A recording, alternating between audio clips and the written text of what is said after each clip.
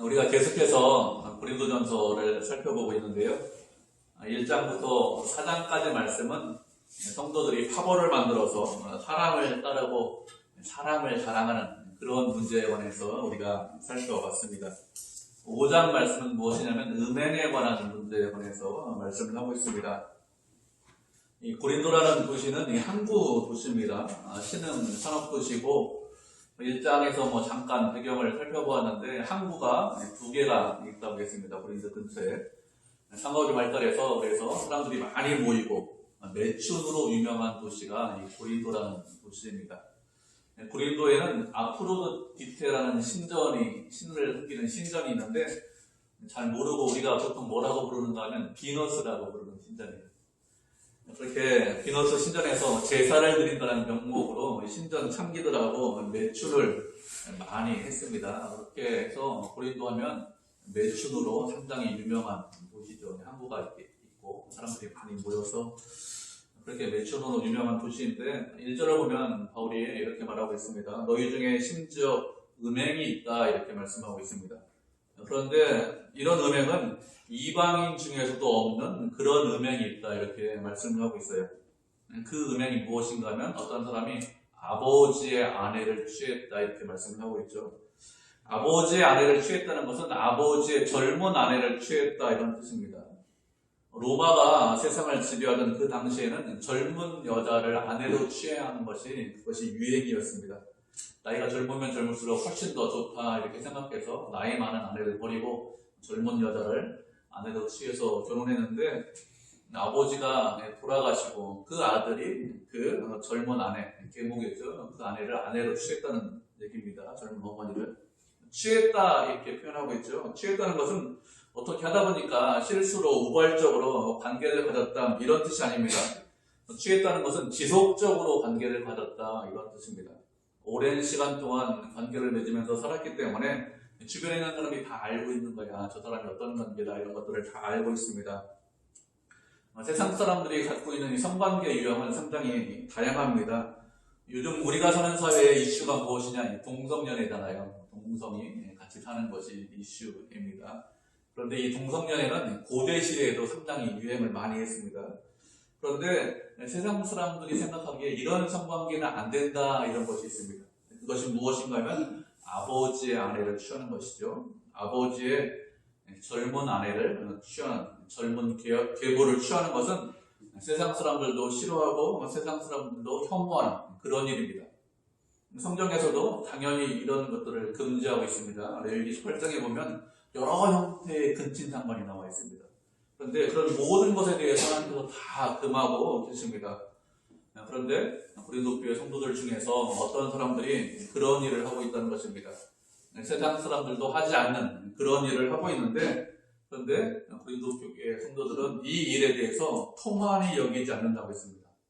통한이 여긴다는 것은 원통하게, 분통하게 생각하지 않는 것. 이것이 통한이 여기는 것입니다. 우리가 부모님이 돌아가시면 그 돌아가신 것 때문에 슬퍼하고 애통합니다. 통곡하죠. 통한이 여긴다는 것이 그런 뜻입니다. 부모님이 돌아가셨는데 통곡하듯이 그렇게 성도들이 죄에 빠져 있는데 통한이 여기는, 분통하게 생각하는 그런 사람들이 없다는 거예요. 고린도 교회 내에. 그래서 바울이 책망하고 있는 것입니다.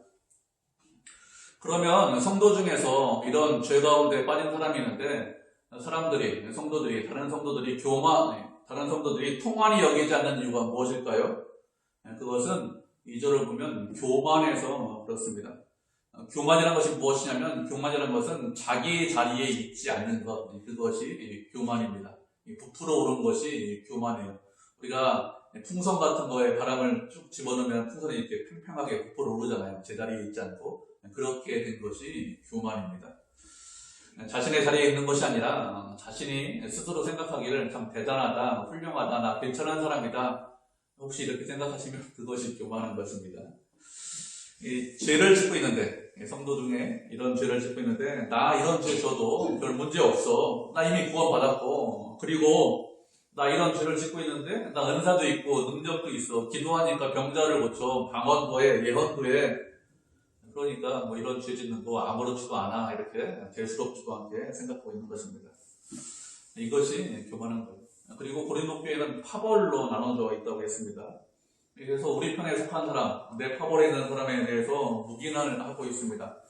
나하고 같은 편인데 뭐 그럴 수 있지. 뭐 세상 사람들도 다 그렇게 살잖아. 그러니까 별 문제 없어. 이렇게 생각을 하고 있는 것입니다. 그리고 다른 사람이 뭐라고 하면 어떻게 반응하죠? 우리 일이니까 상관하지 마라. 당신 일이나 잘하십시오. 이렇게 하면서 무시하고 듣지 않는 거죠. 이것이 교만한 것입니다. 그리고 또 그런 사람들이 주장하는 것이 무엇인가 하면 하나님께서 모든 죄를 다 용서하셨기 때문에 별 문제가 없습니다. 이렇게 이야기합니다. 하나님께서 모든 죄를 다 용서하셨다. 이 말은 뭐 잘못된 말이 아닙니다. 하나님께서 모든 죄를 용서해 주셨기 때문에 우리도 죄를 용서하고 그리고 죄인을 불쌍히 여기고 사랑해야 됩니다. 그것이 당연합니다. 그렇다고 그 말이 죄를 용납해도 되고 허용해도 된다 이런 뜻은 아닙니다. 죄인을 불쌍히 여기는 것, 사람을 불쌍히 여기는 것과 죄를 허용하고 용납하는 것은 다른 문제예요. 그런데 고린도 교회 성도들은 이 문제를 혼동을 하고 있습니다. 예수님께서 우리의 모든 죄를 지고 십자가에 달려 돌아가셨습니다. 그래서 우리의 모든 죄가 용서받았어요. 과거의 죄, 우리 과거의 죄도 용서받았습니다. 지금 짓고 있는 죄, 그 죄도 용서받았습니다. 앞으로 죄 지을 거죠? 미래의 죄 안 짓습니까? 그 죄도 다 용서받았습니다. 다 용서받았기 때문에 그래서 아무렇게나 내 마음대로 살아라 이렇게 말씀하신 적이 한 번도 없습니다. 죄 용서받았으니 용서받은 죄인으로 거룩하게 살아라, 순결하게 살아라 이렇게 말씀을 하셨습니다. 거룩하게 사는 것이 하나님의 뜻이죠. 그렇지 않고 내 마음대로 그냥 살면 모든 죄 용서받았으니 그냥 살아도 된다. 이렇게 되면 어떻게 됩니까? 그렇게 되면 구원파 되는 거예요. 다른 게 구원파가 아닙니다. 그냥 내 마음대로 사는 것, 천국 간다 이렇게 생각하는 것이 구원파죠. 우리가 말씀을 한 구절 살펴보도록 하겠습니다. 어떤 사람이 죄를 졌는데 그 죄를 졌으면 어떻게 그 사람을 대해야 하는지 우리가 말씀을 살펴보도록 하죠. 마태복음 18장 15절부터 18절까지 말씀을 살펴보도록 하죠. 마태복음 18장 15절부터 18절까지입니다. 마태복음 18장 15절부터 18절까지 한 절씩 교독하도록 하죠. 2절입니다. 18장 15절 제가 먼저 읽겠습니다. 내 형제가 죄를 범하거든 가서 너와 그 사람과만 상대하여 권고하라. 만일 들으면 내가 내 형제를 얻은 것이요. 만일 듣지 않거든 한 사람을 데리고 가서 예수의 이름으로 말하다 참여하라. 만일 그들의 말도 듣지 않거든 교회의 말하고 교회의 말도 듣지 않거든 이방인과 세리와 같이 여기라.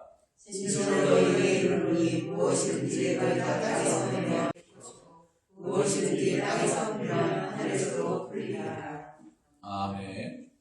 어떤 형제가 죄에 빠지면 그런 일을 내가 알고 있으면 그 일에 대해서도 모른 척해라 이렇게 말씀하지 않았습니다. 현대사회는 어떤 사회죠? 다른 사람의 일에 대해서 별로 신경 쓰지 않아요. 뭐 어떻게 살든지 내 마음대로 살아라 이렇게 하고 별로 신경 쓰지 않는데 예수님께서 우리에게 말씀하시기를 그렇게 하지 말아라 이렇게 말씀하셨습니다. 그것은 뭐 세상 사람들이 그렇게 하는 거예요. 우리는 그렇게 살면 안 됩니다. 그것이 아니라 어떤 형제가 죄에 빠졌습니다. 그럼 어떻게 됩니까? 다른 사람은 다 모르는데 나만 알고 있어요. 그러면 그 사람이 찾아가야 됩니다. 다른 사람들한테 그 사람 이런 죄, 이런 나쁜 짓 하고 있어 이렇게 떠들고 다니는 것이 아니라 그 사람을 찾아가서 조용히 이야기하죠. 내가 이런저런 악한 일을 하고 있는 거 알고 있는데 그거 좀 돌이켜라. 하나님의 뜻이 아니다. 악한 짓이다. 이렇게 권면하죠. 그렇게 하는 이유가 무엇일까요? 그 형제를 얻기 위해서, 그 형제를 죄에서 벗어나게 하기 위해서 그렇게 하는 것입니다. 그렇게 충고했습니다. 권면했습니다. 그런데 그 권면을 듣지 않아요. 계속해서 죄를 짓습니다. 악한 일을 계속해서 하고 있습니다. 그러면 어떻게 될까요? 열받네. 이렇게 하면서 쫙 떠드는 것이 아니라 한 사람 아니면 두 사람을 데리고 가서 권면하라고 했습니다. 누구를 데리고 갈까요? 어떤 사람을 데려가라고 했습니까? 여기서 말씀은 나와 있지 않는데 누구를 데려가는가 하면 그 죄진 사람하고 가장 친한 사람, 그 죄진 사람을 사랑하는 사람을 데려가야 됩니다. 왜 그럴까요? 그 죄진 것이 소문이 퍼지지 않게 하기 위해서 그렇게 하는 것입니다. 그렇게 사랑해서 너를 권면한다, 사랑해서 너에게 충고한다, 그것을 알게 하기 위해서 그렇게 하는 것이 돌이키는 것이다. 그것을 깨닫게 하기 위해서 가장 친한 사람, 가장 사랑하는 사람, 한두 사람을 데려가서 권면합니다. 그렇게 권면했는데 그럼에도 불구하고 돌이키지 않습니다. 그렇게 돌이키지 않으면 어떻게 됩니까? 교회에 말하라고 했습니다. 교회에 말하라는 것은 성도들에게 다 알리라는 것입니다. 공개적으로 그 죄에 대해서 지적을 하라는 것입니다. 공개적으로 교회에 대해서 이야기했습니다. 그래서 교회가 권면합니다. 모든 사람이 다 알았어요. 그런데 이 사람이 정신 차리고 돌아왔습니다. 회개했습니다. 그럼 어떻게 될까요? 그러면 용서하셔야 됩니다. 그러면 아무리 아픈 짓을 했어도 돌이켰으니까 용서하고 받아들이고 형제로 인정을 해야 됩니다. 그것이 하나님의 뜻이죠. 그렇지 않고 그 죄에 대해서 돌이키지 못해요. 그러면 어떡합니까? 그 사람을 이방인이나 세리처럼 여겨라. 그 사람을 형제로 여기지 말라. 이렇게 말씀을 하셨습니다. 이렇게 하는 것이 죄진 사람에 대해서 교회가 대해야 되는 그런 태도죠. 예수님께서는 죄는 미워라고 하셨습니다. 그렇지만 죄인은 용서하라고 하셨습니다. 그렇다고 모든 사람이 다 알고 있는 그런 죄를 진 사람, 죄에서 떠나지 않았는데 그 사람에 대해서 무조건 용서해라. 그래, 그럴 수 있지. 교회가 다 용서해야 되지. 그런 의미로 말씀을 하신 것이 아닙니다. 죄를 용납해도 된다. 이렇게 말씀하신 것이 아닙니다. 만약에 죄를 용납한다면 어떻게 될까요? 그렇다면 교회가, 우리가 죄를 허용하는 꼴이 되겠죠. 그 죄가 어떤 죄든지 교회는 죄에 대해서 용납하고 죄에 대해서 허용하면 안 됩니다. 그 죄가 중환죄예요. 지금처럼 근친상간 세상 사람들도 안 되는 그런 죄입니다. 그런 죄 용납하면 될까요? 안 됩니다. 아니면 그런 죄가 가벼운 죄예요. 그래, 그 사람 거짓말 했으니까 생각보다 별거 아니야. 피해도 크게 많지 않아. 심각하지 않으니까 별거 아니다. 이렇게 작은 죄라고 용납해도 될까요? 그렇지 않습니다. 그 죄가 어떤 죄든지 우리는 죄를 용납해서는 안 됩니다. 왜 그럴까요? 왜 그런가 하면 예수님께서 죄 때문에 십자가에 달려 돌아가셨기 때문에 그렇습니다. 다른 이유 때문에 십자가에 달려 돌아가신 것이 아니라 우리의 죄 때문에 죄를 용서하시기 위해서 십자가에 달려 돌아가셨습니다. 그래서 어떤 죄든지 교회는 죄에 대해서 용납해서는 안 되는 거죠. 만약에 죄를 허용한다면 예수님을 십자가에 다시 못 박는 것입니다. 그래서 죄를 허용해서는 안 되죠. 악은 어떤 모양이라도 버려라 이렇게 우리에게 말씀하셨습니다. 그렇지만 회개하고 돌이키면 어떻게 한다고요? 죄인, 사람은 용서해야 됩니다. 죄를 미워하는 것이지 죄인을 미워하는 것은 아닙니다. 우리가 분명히 알고 지나가야 됩니다. 그 사람이 어떤 죄를 졌든지 돌이키고 회개하면 그러면 용납하고 형제로 받아들여야 됩니다. 그렇지 않고 뒤에서 수군수군대고 뒤에서 미워하고 싫어하면 그것이 악한 거예요. 그것이 악한 거예요. 우리는 죄를 허용하지 않는 것, 그리고 죄인을 용서하는 것, 이런 것들을 잘 구분할 수 있어야 됩니다. 그래야 거룩한 교회가 되고 순결한 교회가 될 수 있습니다. 이것을 구분하지 못하면 교회의 거룩성이 훼손됩니다. 하나님께서 우리에게 무엇이라고 말씀하셨습니까? 내가 거룩하니까 너희도 거룩해라 이렇게 말씀하셨습니다. 우리가 거룩하지 못하면 하나님의 성전을 더럽히면 하나님께서 우리를 멸하실 것이다, 교회를 멸하실 것이다 이렇게 말씀하셨기 때문에 언제나 거룩성을 유지해야 됩니다. 거룩성을 유지하려면 지혜를 가지고 잘 분별할 수 있어야 됩니다. 그래야 거룩한 교회가 되는 것입니다. 고린도 교회 성도들은 죄에 대해서 통한히 여기지 않았습니다. 별거 아니다, 대수롭지 않다 이렇게 생각했습니다. 그렇지만 바울은 다르게 대처하고 있죠. 3절을 보면 아주 단호하게 말하고 있습니다. 바울이 무엇이라고 하고 있습니까? 몸으로는 떠나 있지만 영으로는 너희와 같이 있으면서 이런 일을 행한 자에 대해서 3절을 보면 이미 판단했다 이렇게 말씀을 하고 있습니다.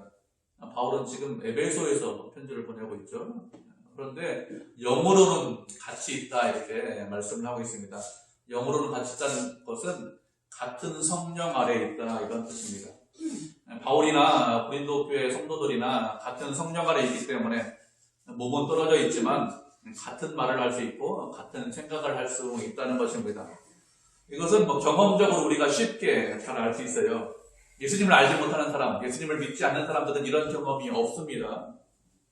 그렇지만 예수님을 믿는 사람들은 이런 경험이 다 있습니다. 예수님을 믿고 있고 그리고 같은 신앙 안에 있으면 만난 지 얼마 안 됐는데 짧은 시간인데 그 사람을 어떻게 느끼느냐? 아주 오래된 친구처럼 느낍니다. 예수님을 믿는 사람들이 공통적으로 다 이야기를 하는 것입니다. 왜 그런가 하면 우리가 다 같은 성령 아래에 있기 때문에 그렇습니다.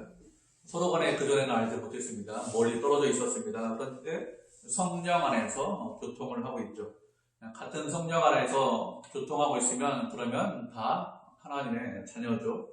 우리가 모두 다 하나님의 본속입니다. 하나님의 친척이고 가족입니다. 그래서 만난 지 얼마 안 됐지만 시간이 짧은 시간 지났지만 다 오래된 친구처럼 잘 아는 사람처럼 그렇게 느끼죠. 그런 경험을 다 합니다. 왜 그런가 하면 같은 성령 아래에 있기 때문에 그렇습니다. 바울은 이미 죄를 저지른 사람에 대해서 판단을 했습니다. 바울이 이미 판단하고 있는데 그런데 그 판단한 것에 대해서 어떻게 일을 처리하고 있을까요? 4절을 보면 주 예수 이름으로 고린도 교회 성도들과 내 영이 모여서 그 일을 처리하겠다 이렇게 말씀을 하고 있습니다. 이 분명히 죄죠. 잘못한 일입니다. 그리고 성도들이 일을 제대로 처리하지 못하고 있습니다. 그렇기 때문에 그 일은 이렇게 처리해야 해. 그 일을 어떻게 처리할지 내가 가르쳐 주겠다. 처리 방향을 알려줄 것이니까 그렇게 처리해라. 이런 식으로 말하고 있지 않습니다. 바울은 일방적으로 어떻게 처리해야 합니다. 이렇게 말하면서 지시하고 있지 않습니다. 바울이 어떻게 일을 처리하고 있습니까? 함께 모여서 그 일을 처리하겠다 이렇게 말씀을 하고 있죠. 무슨 말인가 하면 일방적으로 일을 처리하지 않겠다는 것이죠. 그 일이 어떤 일이든지 성도들과 같이 상의하고 또 어떻게 처리할지 서로 의견을 교환하고 고민하면서 그렇게 일을 처리하겠다는 것입니다. 일방적으로 일을 처리하겠다 이렇게 말하고 있지 않습니다. 그리고 바울은 무엇이라고 말하고 있죠? 성도들이 누구의 이름으로 모인다고 말씀하고 있습니까? 예수 그리스도의 이름으로 모인다 이렇게 말씀하고 있습니다. 누구를 의지해서 일을 처리하겠다 이렇게 말씀하고 있는 것이죠. 예수님을 의지해서 그 일을 처리하겠다 이렇게 말씀하고 있는 것입니다. 이렇게 어떤 일을 할 때 예수님을 의지해서 그 일을 하고 그리고 성도들이 같이 모여서 고민하고 일을 처리하는 것, 이것이 교회가 일을 하는 방법입니다. 어떻게 보면 이렇게 일을 하면 상당히 비효율적으로 보입니다. 서로 상의하려면 같이 모여야 돼요. 서로 상의하다 보면 시간도 꽤 많이 걸립니다. 생각이 다 다양하잖아요. 다른 사람들의 의견을 다 들어야 됩니다. 그리고 세상적인 방법으로 일을 처리하는 것이 아니라 그리스도 안에서 그리스도를 의지하면서 말씀에 의지해서 일을 처리하기 때문에 일하는 데 상당히 시간이 오래 걸려서 비효율적으로 보입니다. 세상에서는 이런 식으로 일을 처리하지 않습니다. 세상에서 어떤 일을 처리할 때는 물 흐르듯이 그렇게 일을 처리하려고 합니다. 그런데 교회는 반드시 그런 식으로만 일을 처리하는 것이 아닙니다. 일의 진행 속도가 느리지만 천천히 하지만 모든 성도들이 같이 모여서 일을 처리하고 고민하고 상의하는 것, 그것이 교회가 일을 처리하는 방법입니다. 그러면 왜 이런 식으로 일을 할까요? 왜 그런가 하면 일을 처리하면서 우리가 잘하고 성장하고 배워야 하기 때문에 그렇습니다. 우리의 신앙 수준은 상당히 다양합니다. 믿음이 아주 좋은 사람이 있어요. 그 반대로 신앙생활을 오래 했는데 믿음이 약한 사람이 있습니다. 그런데 세상에서 일하는 방법처럼 전문가 하나 세워놓고 그래 그 사람이 일 처리하는 거 그냥 보기에 두면 그러면 일은 일사천리로 일을 할 수 있습니다. 그렇지만 성도들은 잘하고 성장하지 못합니다. 일을 잘하는 것 상당히 좋죠. 그런데 그것보다 훨씬 더 좋은 것이 무엇이죠? 우리가 같이 잘하고 성장하는 것이 훨씬 더 좋습니다. 한 사람 한 사람 모든 사람이 주님이 기뻐하시는 성도, 주님 보시기 합당한 그런 성도로 자라고 성장하는 것, 그것이 하나님께서 우리에게 원하시는 것입니다. 3절을 보면 바울이 무엇이라고 했습니까? 이미 그런 성도에 대해서 판단했다 이렇게 말씀하고 있어요. 어떻게 처리할지 바울은 다 알고 있습니다. 판단 방향에서 서 있습니다. 그런데 일방적으로 주장하고 있지 않습니다. 그리고 내 뜻대로 해야 된다 이렇게 말하고 있지도 않습니다. 주님의 뜻대로 하겠습니다. 그리고 성도들과 함께 그 일을 처리하겠습니다. 이런 식으로 말을 하고 있습니다. 이렇게 하는 것이 교회가 일을 하는 방법이죠. 이렇게 해야 우리가 서로 잘하고 성장할 수 있습니다. 교회가 일을 할 때는 세상적인 방법으로 일하지 않습니다.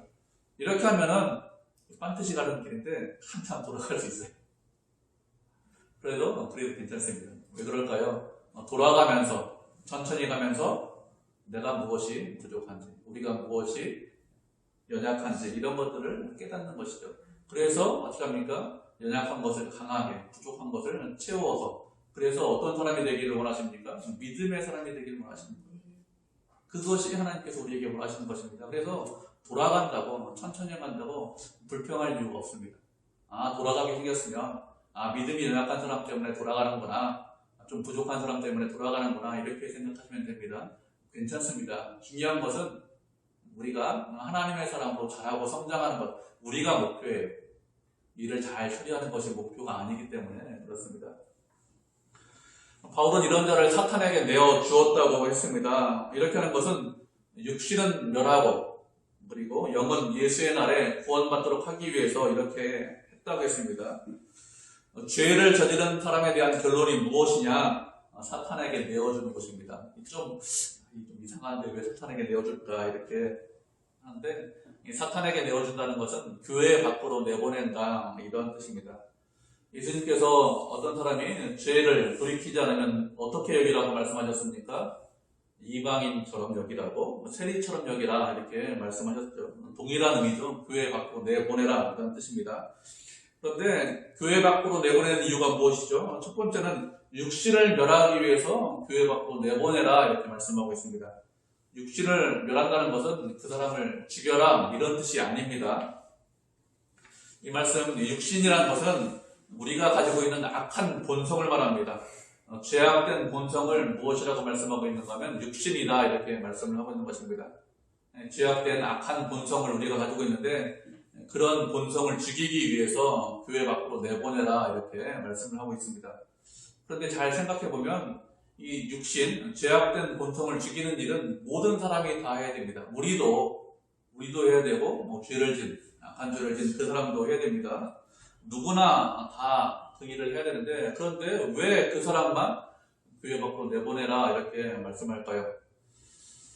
이 사람을 교회 밖으로 내보내라, 이렇게 말씀을 하는 이유가 무엇인가 하면, 이 사람이 교회 밖에 나가서 위로받지 못하고 돌봐주고 감싸주는 그런 지체가 없으면, 그런 관계가 끊어지면 어떻게 될까요?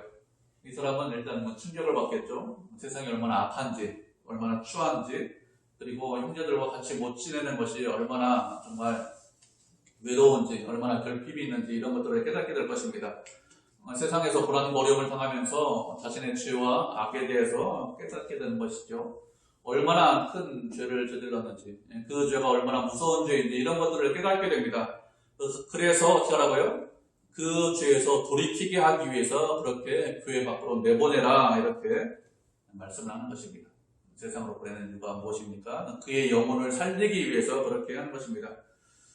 영혼을 죽이는 것이 아니라 살리기 위해서 그렇게 하는 것입니다. 만약에 교회 안에 있으면 어떻게 될까요? 교회 안에서 좋은 관계를 가지면서, 그래, 이렇게 살아도 아무런 문제가 없어, 이렇게 계속해서 죄를 짓고 살면 어떻게 됩니까? 그 사람 결국에 천국 갑니까? 지옥 갑니까? 그 사람 지옥 갑니다. 왜요? 스스로 착각하는 거예요. 구원받았다고. 그렇지 않습니다. 구원받은 사람은 죄에서 돌이키고 회개하는 사람이 구원받은 사람이지, 동일한 죄, 악한 죄인지 알고 있음에도 불구하고 계속해서 그런 죄를 짓는데 그 사람이 구원받았다, 이렇게 생각하는 것 잘못된 생각입니다. 죄를 지면, 죄를 안 짓잖아요. 우리가 죄를 짓는데 어떻게 됩니까? 그 전에 10개 죄를 지었어요. 동일한 죄를. 예수 믿으면 줄어요. 5개로, 3개로. 이렇게 줄은 것. 이게 정상입니다. 10개 짓는데 20개 짓고 30개 짓고 40개 짓는다. 동일한 죄를. 이러면 그 사람 구원받지 못합니다. 구원받았다고 착각하는 거예요. 잘못된 생각입니다. 그래서 내보내라, 이렇게 말씀하는 거죠. 그러면 안 되겠죠. 최소한 사도 바울이 원하는 것은 영원히 구원받는 것을 원해서, 그래서 교회 밖으로 내보내라, 이렇게 하는 것입니다. 이런 말을 한 이후에 6절을 보면 바울은 계속해서 고린도 교회를 책망을 하고 있습니다. 고린도 교회 성도들은 자신들이 무슨 잘못을 하고 있는지 모르고 있습니다. 왜 모르느냐? 자랑만 하고 있기 때문에 잘 알지 못하고 있는 거예요. 무엇을 잘못하고 있는지, 세상적인 지혜와 지식과 자신의 은사와 능력, 이런 것만 자랑하고 있기 때문에 자신의 잘못, 자신의 죄에 대해서 깨닫지 못하고 있습니다. 이런 성도들에게 무엇이라고 말하고 있습니까? 적은 누룩이 온 덩어리에 퍼지는 것을 알지 못하느냐, 이렇게 하며 책망을 하고 있습니다. 바울은 이런 근친상간의 죄에 대해서 작은 누룩이다, 이렇게 작은 누룩의 비유를 하고 있습니다. 누룩은 무엇이냐? 지금 말로 하면 이스트죠, 이스트. 밀가루 반죽을 만들어서 빵을 만들어 먹으려면 누룩 없는 빵으로 먹으려면 상당히 힘들어요. 그렇기 때문에 누룩이 있어야 됩니다. 밀가루 반죽을 할 때 반드시 이스트를 같이 집어넣고 밀가루 반죽을 하죠.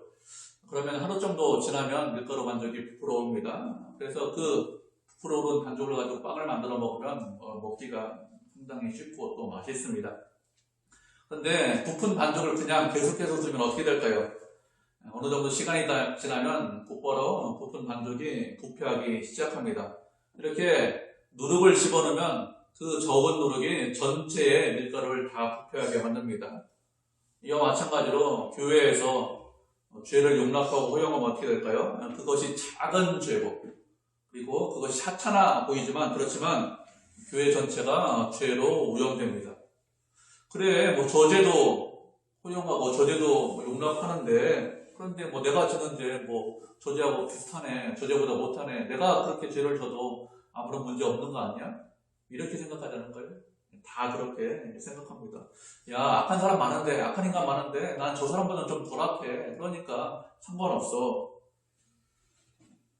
이렇게 되면 결국에 어떻게 됩니까? 교회 전체가 아무런 짓을 해도 아무런 문제가 안 된다. 어떤 짓을 해도 문제가 안 된다. 이렇게 되겠죠.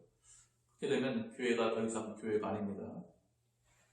교회를 지키고 보호하기 위해서 무엇이라고 말하고 있죠? 그런 사람을 교회 밖으로 내보내라, 이렇게 말씀하고 있는 것입니다. 바울은 누룩에 관해서 말을 하면서 6월절과 비교를 합니다. 7절과 8절 말씀으로 이야기하는데, 우리가 본문 7절과 8절 말씀 다시 한번 읽어보도록 하겠습니다. 고린도전서 5장 7절과 8절 말씀입니다. 찾으셨죠? 우리가 두 절이니까 한 목소리로 같이 읽겠습니다. 시작.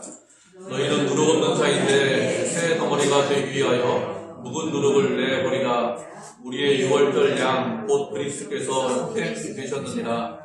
이러므로 우리가 명절을 지키되 묵은 누룩으로도 말고 악하고 악에 찬 누룩으로도 말고 누룩이 없이 오직 순전함과 진실함의 떡으로 하자. 아멘.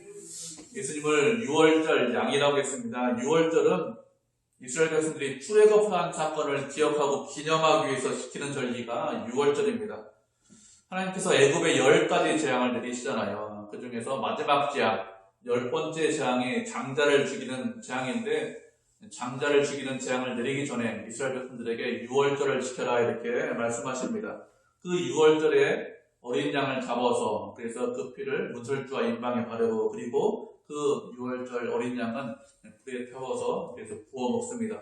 이 어린 양은 누구라고요? 예수 그리스도를 상징하는 그런 양이죠. 근데 6월절은 하루예요.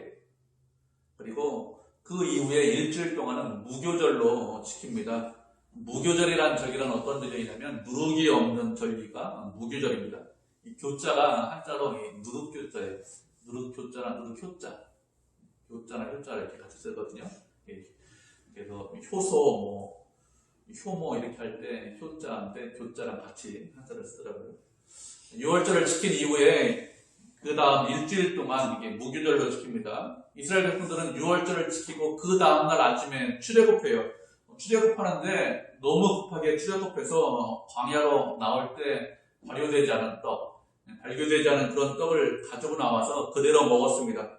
그것을 기억하기 위해서 일주일 동안 무교절을 지켜라, 이렇게 말씀을 했습니다. 지금도 이스라엘 백성들은, 유대인들은 무교절을 지킵니다. 무교절을 지킬 때 집안 청소를 다 해요. 모든 집안에 있는 청소를 다 하면서, 깨끗하게 하면서 모든 먼지, 누룩을 다 버립니다. 그렇게 무교절을 지키거든요. 실제로 보면 너희는 누룩이 없는 새 덩어리가 되었다, 이렇게 말씀하고 있습니다.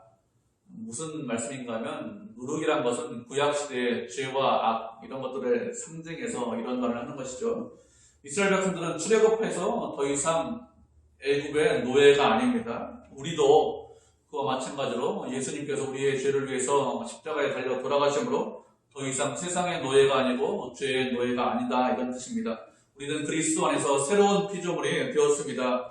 그래서 누룩이 없는 새 덩어리가 되었는데 그렇게 새 덩어리가 되었지만 우리 안에 여전히 세상의 죄악과 악한 습성을 버리지 못하고 가지고 있다면 그러면 그것은 누룩이 남아있는 것이죠. 그래서 사도 바울이 말을 하는 것입니다. 완전한 새로운 피조물, 완전한 새로운 덩어리가 되기 위해서 무엇을 해야 되느냐? 과거에 갖고 있던 악한 습관, 관습 이런 것들을 버려야 완전히 새로운 피조물이 될 수 있다는 것입니다. 그렇지 않고 그런 죄를 버리지 못하면 그런 누룩을 가지고 있다면 그러면 그 누룩이 어떻게 한다고요? 작은 누룩이지만 그 온 몸 전체를 그 덩어리 전체를 다 부패하게 만든다는 것입니다. 우리가 과거에 주님을 알지 못하던 시절에 짓던 죄들이 있습니다. 악한 것들이 있습니다. 그런 것들을 버려야 되죠. 그래서 완전하게 명절을 지키자, 완전한 무기절을 지키자 이런 뜻입니다. 우리는 그리스도 안에서 새로운 피조물이 되었습니다. 그래서 새로운 삶을 살아야 됩니다. 어떻게 새로운 삶을 살 수 있습니까? 우리의 죄와 악을 버려야 새로운 삶을 살 수 있습니다. 그리스도 안에 있으면 참 기쁨과 참 즐거움이 있습니다. 주님께서 기쁨과 즐거움을 주십니다. 그런데 왜 기쁨과 즐거움을 누리지 못할까요? 우리 안에 여전히 죄가 있기 때문에, 우리 안에 여전히 버리지 못한 것이 있기 때문에 그렇습니다. 그래서 무엇이라고 말씀하고 있죠? 악하고 악에 찬 누룩으로 말고 순전함과 진실함의 떡으로 하자 이렇게 말씀을 하고 있는 것입니다. 우리의 악한 것들, 죄악된 것들을 버리셔야 됩니다. 그것이 작은 것이든지 그것이 큰 것이든지 그것이 어떤 것이든지 버려야 돼요. 그래야 주 안에서 기쁨과 즐거움을 누릴 수 있습니다. 그렇지 않으면 그 죄가, 그 누룩이 우리의 기쁨과 즐거움을 뺏어가요. 주님보다 더 기쁜 것이 있습니까? 그것이 우상이죠. 주님보다 더 즐거운 것이 있습니까? 그것이 우상이죠. 주님보다 더 기대하는 것이 있습니까? 의지하는 것이 있습니까? 그것이 나에게 즐거움을 주고 나에게 기쁨을 주고 내가 의지합니까? 버리셔야 됩니다. 그래야 그리스도 안에서 참 기쁨과 즐거움을 누릴 수 있습니다. 하나님은 우리에게 기쁨을 안 주시는 것이 아니라 우리가 악한 것을 가지고 있기 때문에 기쁨과 즐거움을 누리지 못하는 것이죠. 세상은 어떻습니까? 겉모습은 상당히 화려하죠. 그 안에 즐거움이 있는 것 같습니다. 그렇지만 한꺼풀 벗겨보면 죄와 악이 가득한 것이 세상입니다. 하나님은 어떻습니까? 겉은 화려하지 않습니다. 겉은 그냥 무덤덤해요. 교회가 그렇게 화려하지 않죠? 우리 같은 사람들이 모여서 성도들이 모여 있는데 겉은 화려하지 않습니다. 그렇지만 순전한 사람들이 모였기 때문에 그 안에 참 기쁨과 참 즐거움이 있습니다. 누가 참 기쁨과 참 즐거움을 주십니까? 하나님께서 우리에게 참 기쁨과 즐거움을 주십니다. 그리스도 안에 있을 때 주님과 동행할 때 참 기쁨과 참 즐거움이 있는데 그렇게 하기 위해서는 묵은 누룩을 버리셔야 합니다. 그렇게 묵은 누룩을 버리고 순전함과 기쁨과 즐거움을 가지고 주님과 교제할 때 그때 우리가 주님께서 주시는 그런 참 평안과 기쁨을 누릴 수 있죠. 찬상순에서 예수님께서 이렇게 말씀하셨습니다. 마음이 청결한 자는 복이 있나니 그들이 하나님을 볼 것이다 이렇게 말씀하셨습니다. 마음이 청결한 사람이 하나님을 볼 수 있습니다. 마음이 청결한 그 사람이 하나님의 살아계심과 역사심과 우리와 함께 하심을 볼 수 있습니다. 마음이 청결한 사람과 하나님께서 함께 하십니다. 우리가 어떻게 됩니까? 정결한 마음을 가지고 정직한 마음을 가지고 늘 주님 앞에 서셔야 됩니다. 죄와 악이 있으면 매일매일 회개하시고 돌이키고 하나님 제가 이 죄를 끊겠습니다. 악한 것을 버리겠습니다. 다시 주님 앞에 서겠습니다. 이런 마음을 가지고 서서야 그래야 주님께서 주시는 그런 기쁨과 즐거움을 누리고 진실함을 누릴 수 있습니다. 그렇게 정결한 마음을 가지고 정직한 청결한 마음을 가지고 주님과 동행하면서 기쁨과 즐거움을 누리는 그런 믿음의 성도, 은혜의 성도 그런 교회가 되시기를 주님의 이름으로 축복을 드립니다. 아멘.